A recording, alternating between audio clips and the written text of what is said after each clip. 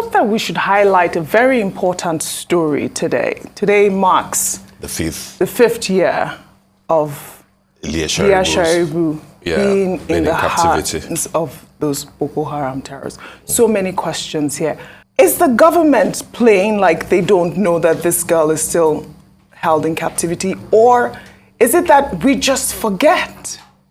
It is shameful, Oji, that 5 years after and 2 kids in that captivity, it looks to me like everybody, has thrown up their arms in the air, giving up on the case of that young girl who was taken away at 14, for which the whole world was united in condemning the act.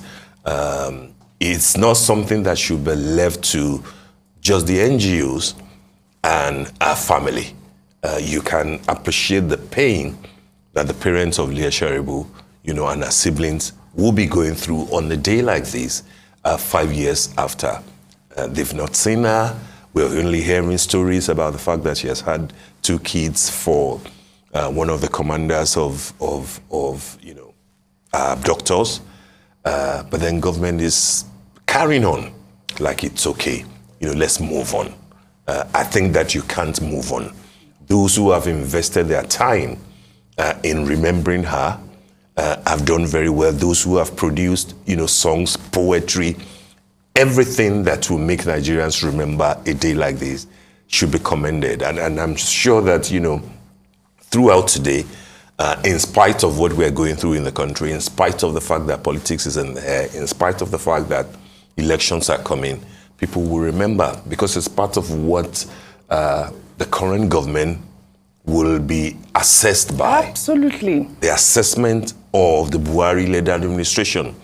And the governors in those areas, Yobe, Kaduna, all the areas that have had issues, major issues with banditry, with terror, with kidnapping, those are the things that Nigerians will use in assessing them. So no matter what you say, especially when you begin to claim that you are senior advocates of the masses, the case of somebody like Leah Sharibu is important. Be an advocate of a Leah Sharibu, because there are many Leah Sharibus that we still need to protect, so that what happened to that young girl will not repeat itself. What is Leah Sharibu's story is that she decided not to renounce her faith. Absolutely. And because of this singular act, she's still being held hostage.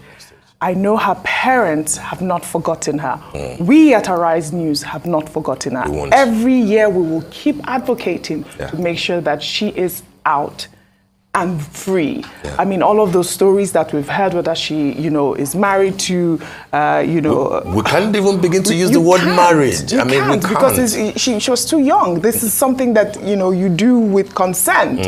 Absolutely. And, when you talk about the fact that we are nearing, 6 more days to election season, we have to also realize that a lot of the issues raised here is the fact that people will be voting on religious lines and ethnic basis.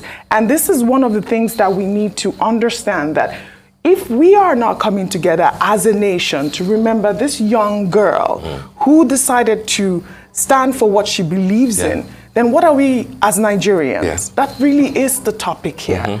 And, we just pray that she comes out alive sooner than later. She's the face of courage. Absolutely. She's the face of perseverance. And I think that Nigeria should not continue to fail her. Because we have failed her already.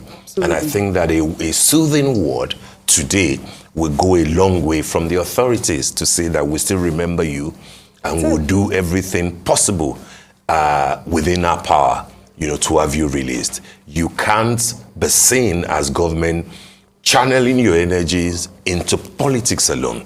Remember people. People have human rights. People have the right to, to their life, to good living. Leah Sharibu is an example of why Nigerians must never lose their voices. Absolutely. It is important. Absolutely. Well said, Steve.